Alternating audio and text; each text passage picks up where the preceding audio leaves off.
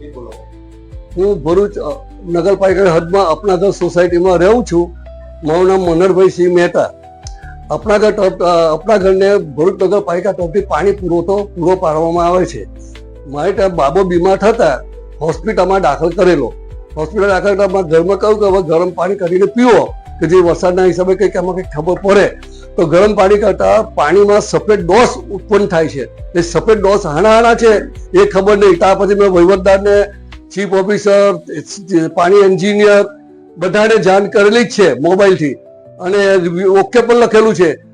એમના માણસો આવીને નમૂના પણ લઈ ગયા છે, પણ હકીકત શું છે એ હજી સુધી એ લોકો તરફથી અમને જણાવેલ નથી. તો આ બાબતે જાગૃત નાગરિક થઈને આ જાણ કરે અને દરેક નાગરિકોને સારું પાણી મળે એવી વ્યવસ્થા કરવા વિનંતી છે.